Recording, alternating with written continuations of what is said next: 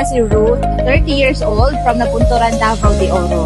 Isang former deputy teacher and right now, full-time ko na ginagawa ang digital online business. At ako naman si Raymond Pateño, 24 years old, all the way from New Correlia, Davao del Norte, and I am a former Jollibee service crew. At ako naman si Jose Antonio Ching, 56 years old, from Pagadian City. Isa akong former OFW na ngayon full-time ko na ginagawa ang digital online business. Ako naman si Nympha Villarama, 54 years old, from Bulacan. I'm a former bank employee and now doing the digital business full-time. And I am John Ray Grata, 26 years old, from Panabin, Eastern Samar, former private employee. And full-time ko nang ginagawa ang digital online business. Nung una, natakot din ako kasi nga hindi ko kilala yung taong napagtanungan ko. At akala ko din dati ay hindi ko siya kayang gawin dahil una, sobrang busy ko sa trabaho as deputy teacher. Pangalawa, isa din akong full-time nanay.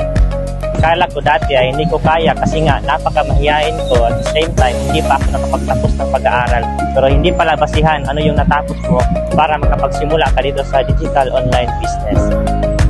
Bago ko pinasok ang business na ito, natakot din ako dahil hindi ako mateki. Pero dahil sa pre-training at mentoring, natutunan ko siya. Dahil sa digital online business, mas lumawak ang pananaw ko at mas lumaki ang pangarap ko para sa pamilya ko. Sa ilang taon ko sa corporate world, masasabi kong marami pa pala akong hindi natutunan na dito ko lang nakuha. Dahil sa digital online business ay na-overcome ko yung pagkamahiyain ko at isa na ako sa kumita ng 6 digit. Mahilig naman ako dati sa social media, kaya lang hindi ako kumikita. At nang dahil sa digital online business, nagagawa ko ng kumita sa online.